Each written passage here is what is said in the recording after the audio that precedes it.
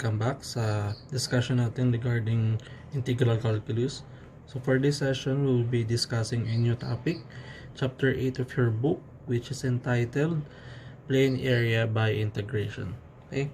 So last time, dun sa integration of rational fractions, I've told you na i-review nyo yung chapter 7, chapter 6 and 7, which discusses yung definite integral and yung conic section na pinadiscuss ko kasi in solving problems in this topic, you have to know how to graph the given curve. Okay, so yung conic section, basically yung parabola, circle, ellipse, and hyperbola. Baka sakaling maibigay yung ganung formula. So, kung marunong kayo mag-graph ng given figure, mas mapapadali yung solution nyo dun sa given problem. Okay? So, the content of this series or this video will be as follows. So, first is yung introduction kung paano ginagamit yung formula for this application. Then, yung second part is yung area between a curve and an axis or an area ng curve. Area nung under a curve. Okay, a sample problem regarding this one. Then part 3 is area between two curves. So ibig sabihin may dalawang given na magkaibang curve, then yung area enclosed by it is taken by using this method, yung area by vertical element or area by horizontal element. So these two, di-distinguish natin kung paano siya ginagamit o kailan siya ginagamit, then apply natin sa sample problems. Okay, so as an introduction, let's say okay, so let's say we have a given Cartesian plane. Okay, so mabuha natin ang Cartesian plane na yan. So ito yung x and y axis natin. So let's say we have a given graph. So let's say meron tayong graph na yan. So tawagin ko dito sa curve na to, given curve na to, tawagin kong f of x. Okay, so ibig sabihin a function or an equation na in terms of x. Okay, and then sabihin ko meron tayong limit or meron tayong nagpa-pass through na dalawang lines sa kanya. So gawin natin, may lines tayo na ito. Ano tayong lines nito?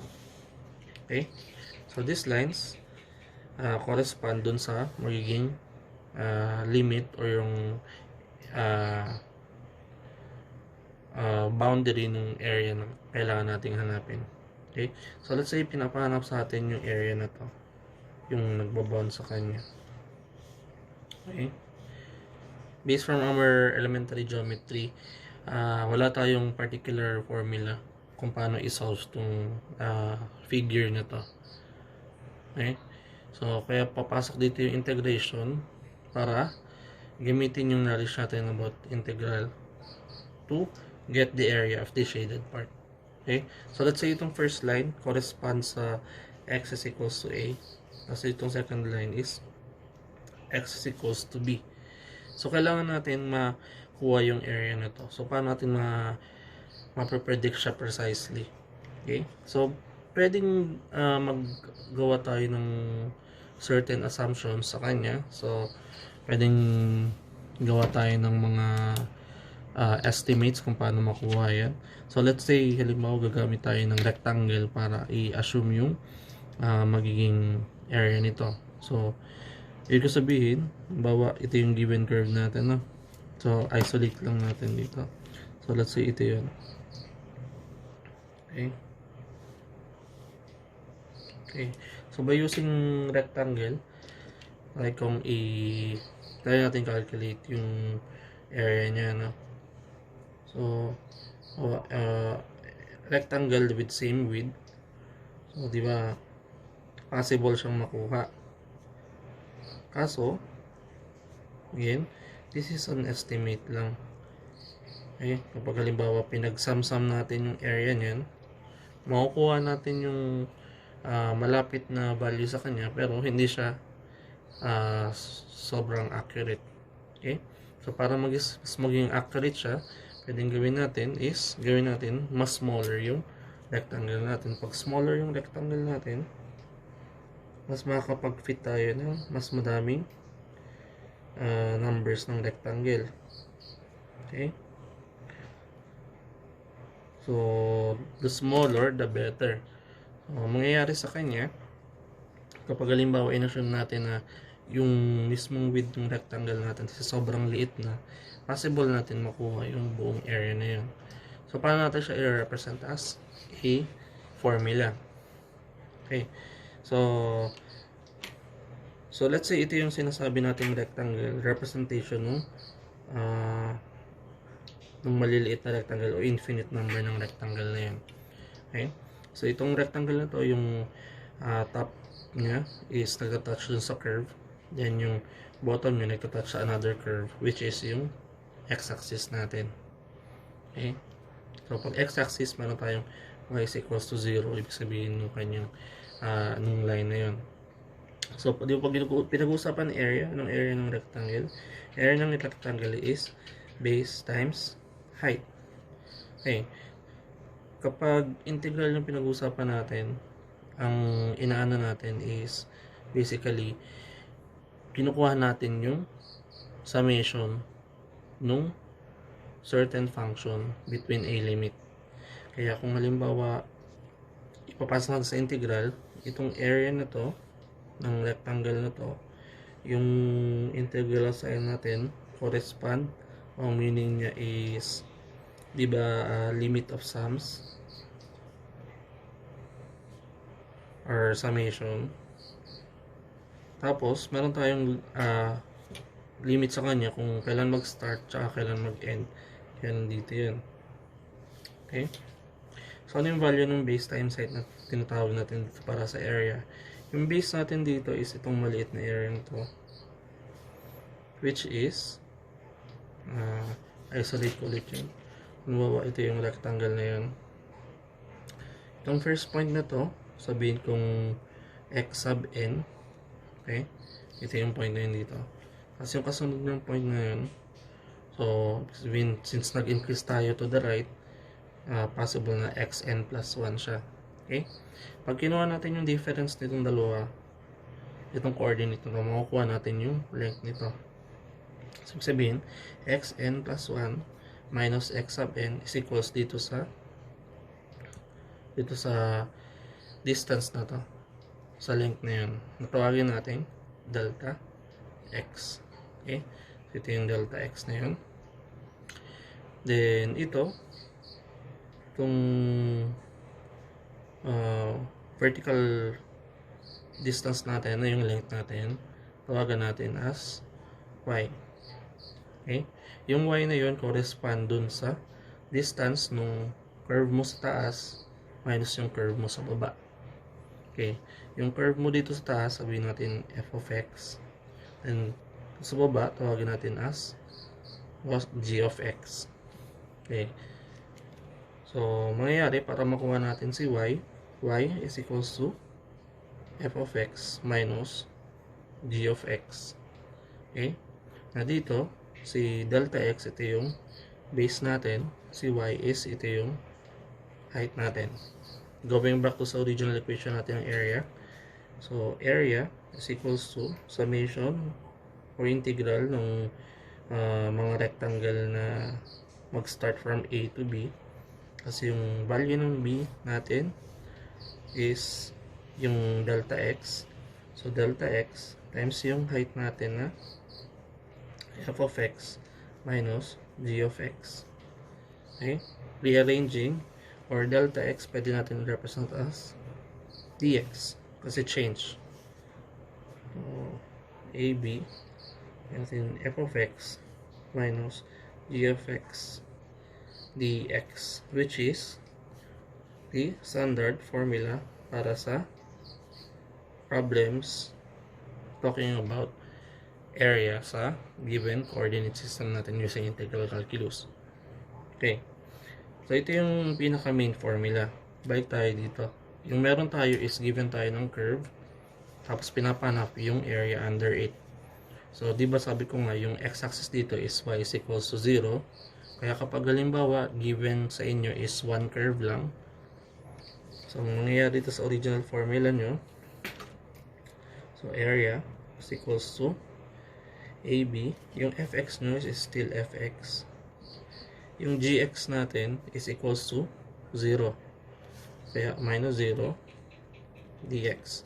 So masisimplify siya as limit of a to b fx dx. Okay, so ito yung area kapag area of a curve, area under a curve. Okay, or kung i-refer natin sa book natin, area between a curve and an axis. Okay, so ito yung formula sa kanya. So paano kapag ang case naman is naging vertical yung natin, yung curve natin. So using the same principle, ipakita natin iba't ibang cases natin.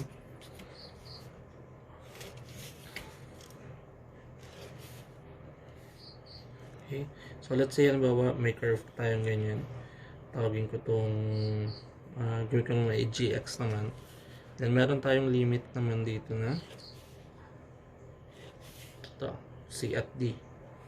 Okay, x is equals to c o x equals to d. Tapos pinapahanap yung area na to. So kung mag-introduce tayo ng rectangle dito, so yung rectangle natin will be horizontal. Okay, horizontal yung rectangle natin. Okay, so taking yung horizontal na yun dito, okay, para malaman natin. So itong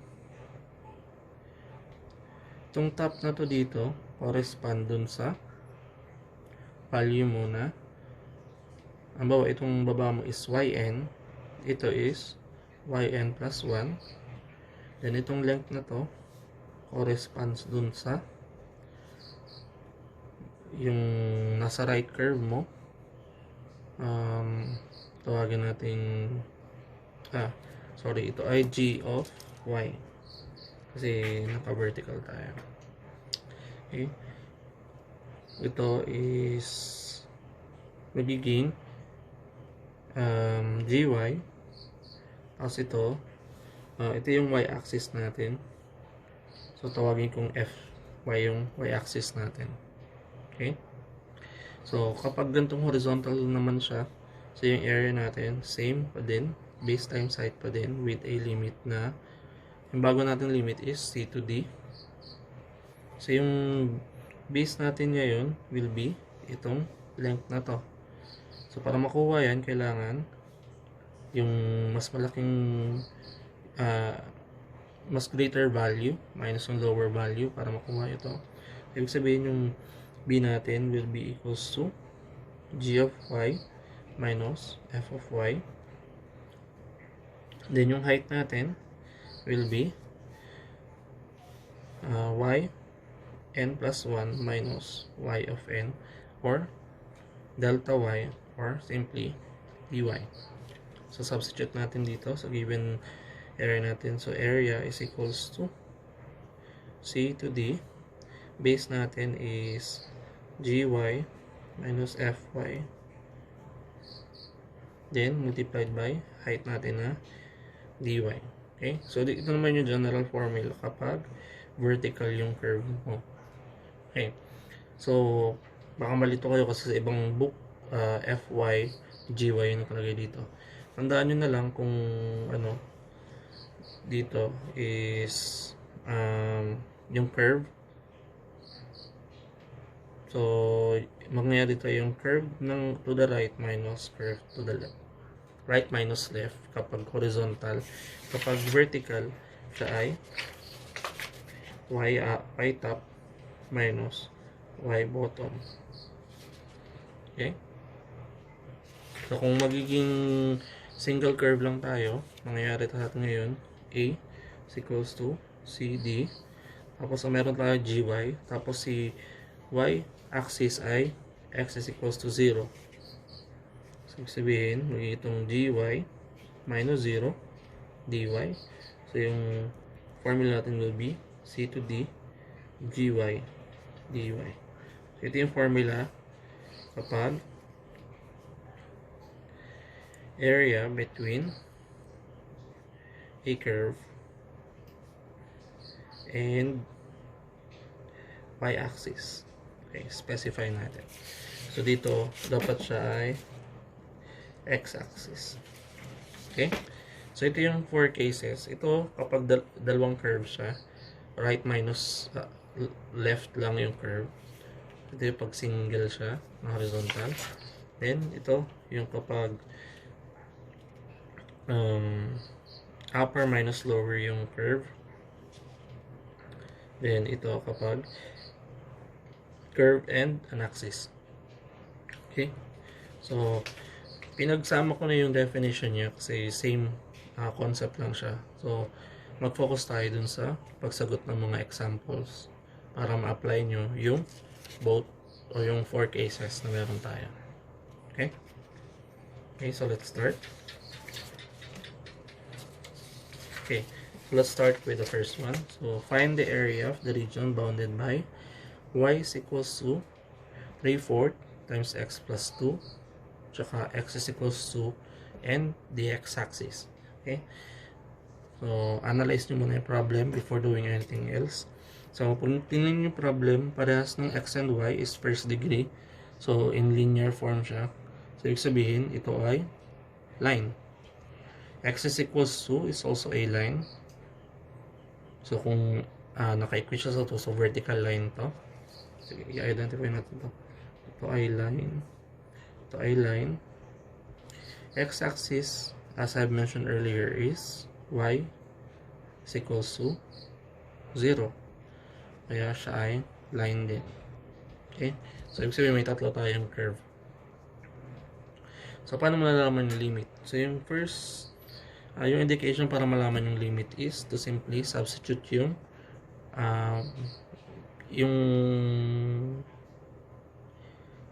curves. Pwede nyo pag-substitute yung dalawang curve para makuha nyo yung point of intersection nila. Okay? I-graph na lang muna natin to. So, as a review, kailangan marunong kayong mag-graph ng line.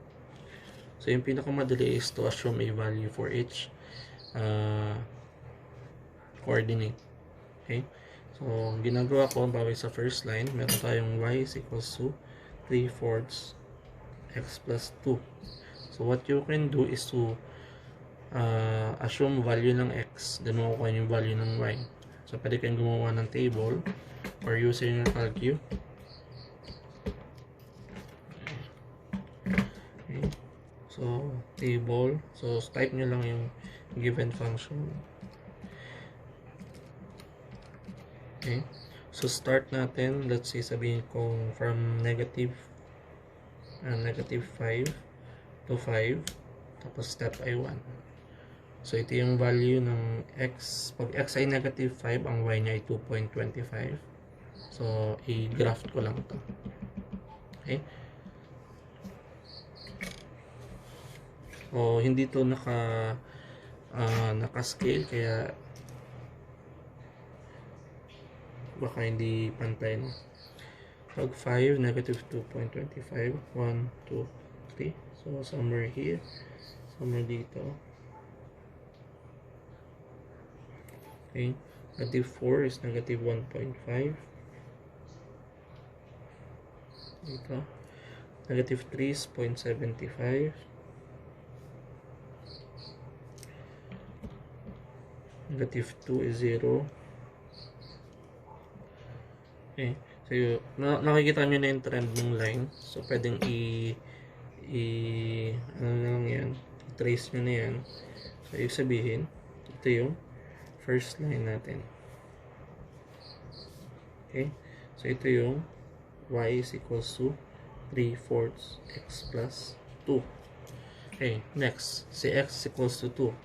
So, 1, 2. Ibig sabihin, ito yun.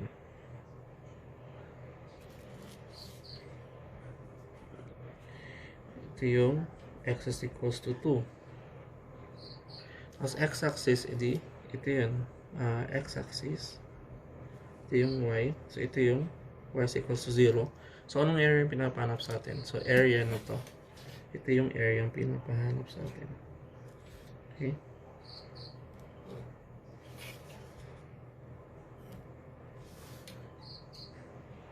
Okay? So, yan yung area na yan. So, sinidan ko. Yan yan. So, kailangan natin sa solution yan. Okay. Yung kailangan natin makuha is yung limit kung anong gagamitin natin. Since alam natin na kung saan mga nag-intersect yung curve natin. Yung line natin, tsaka yung y is equals to 0, nag-intersect sila as saan? Sa x is equals to -2. Then, si line natin na x is equals to 2, tsaka sa curve, nag-intersect sila dito. Which is, ang value ng point na yun ay so, x at 2. Tapos, para makuha yung y niya, substitute nyo lang yung 2 sa x. So, 3/4 times 4. 3. Sorry. Okay, so yun yung point of intersection nila.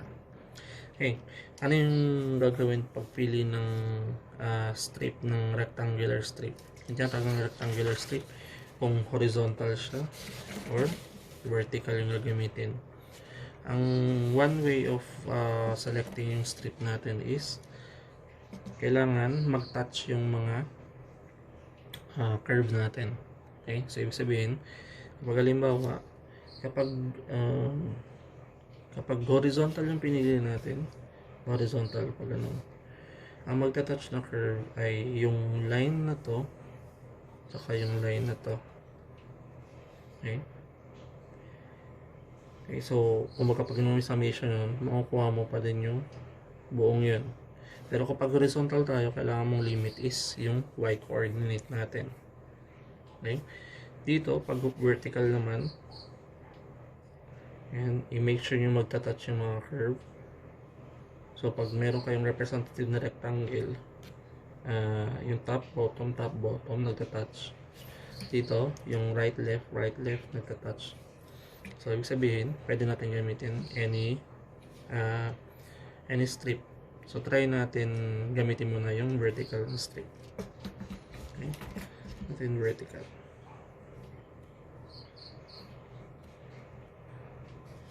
Okay. So, pag mayroon na kayo nun, alam nyo ito ay dxy.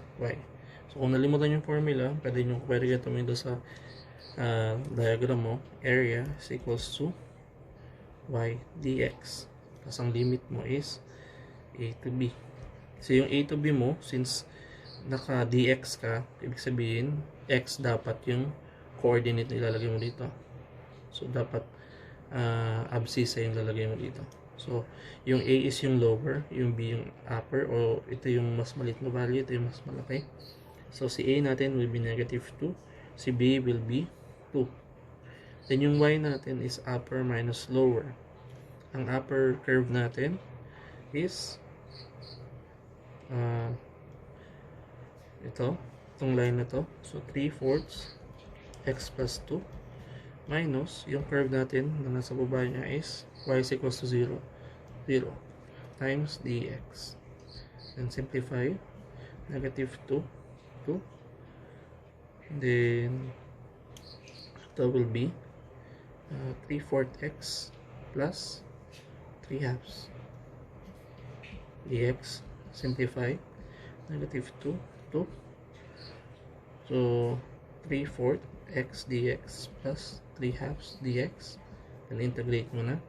So we have 3/4 times x squared over 2 plus 3/2 x, and limit natin is -2, 2. So substitute nyo lang. So ito magiging 3/8 times 2 squared plus 3/2 times 2 minus 3/8 times -2 squared plus 3/2 times 2 times -2, sorry, So, yung area natin is equals to, okay, so we have 3 8x squared plus 3 half x. So 2. So negative 2. 6 square units. So ito na yung area natin. So lagay nyo lagay ng square units kapag walang given na value, kasi area yung pinag-usapan natin, ano. Okay. So paano kung halimbawa horizontal strip yung ginamit nyo? So let's say gamit tayo ibang tayo ng ball pen. Ating horizontal strip.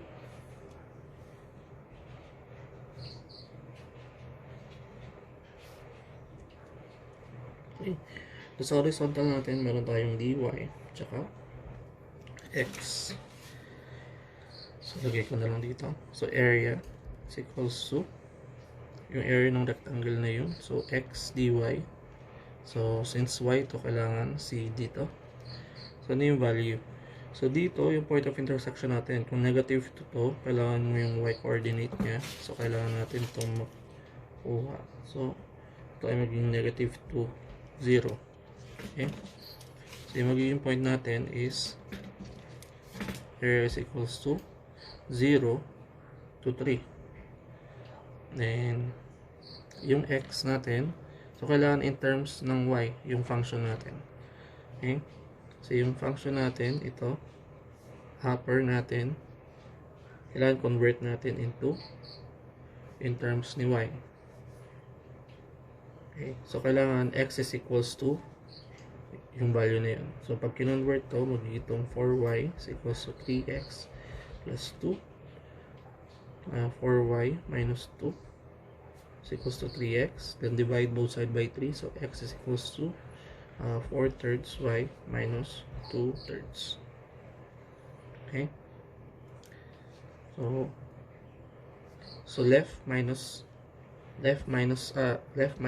minus left tayo. So yung right natin is 2 minus yung left natin ito. So yung left natin is 4/3 ng y minus 2/3 dy. And simplify. We have 0 to 3. So 2 minus 4/3 y plus 2/3 dy. So 0 to 3. Then ito magiging 8/3 minus 4/3 ng y dy. Okay. So integrate. We have 8/3 y minus 4/3 times y squared over 2 was 0 to 3. So we have 8/3 ng 3 minus 4. Gawin natin itong 2/3 na lang to. So 2/3 ng 3 squared. Tapos minus, ito will be 0 kasi pag inano natin. Okay? So this will be